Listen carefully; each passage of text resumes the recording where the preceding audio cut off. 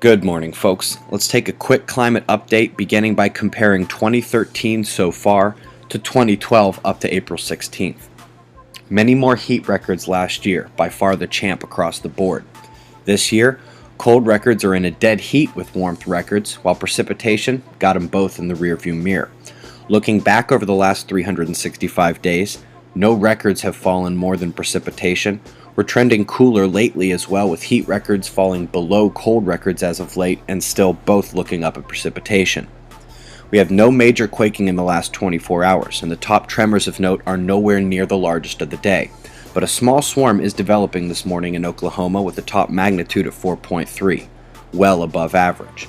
We are currently zooming into Canterbury. Cyanobacteria has been detected in Lake Forsyth. It's recommended that people and pets stay away for now. Zooming in here on Bulgaria, where a cooling problem caused a shutdown at a nuclear plant, but they say no danger exists. Apart from the rain in New Zealand, Antarctic chill is trying to hit Tasmania today as that high pressure creeps below Australia. In Europe, that one low crossing the UK has a convergence tail like we see in the US. Wind and rain warnings from the Ireland to UK, while Germany caught the convergence and has a few more things to worry about. Speaking of convergence tails like in the US, this spinning low up north drives the action south of it. The line coming down is where the north flow of warm, moist air smashes into colder, drier air from the north to create the most extreme weather conditions.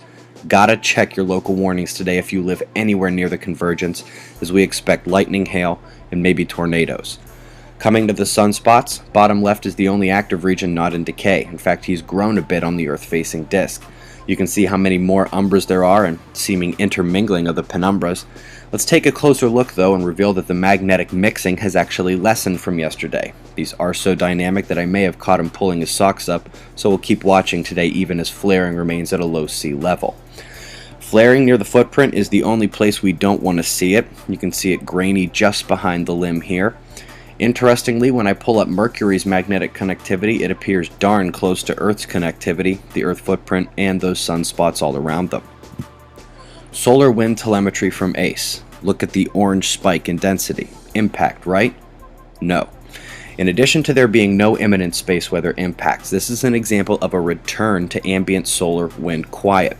Up top, as the red and white get closer to the baseline, we know that energetic events are subsiding. Additionally, the yellow, solar wind speed, keeps falling, and we can interpret this as the end of the CME impact versus the beginning of a slightly denser than average ambient solar wind stream.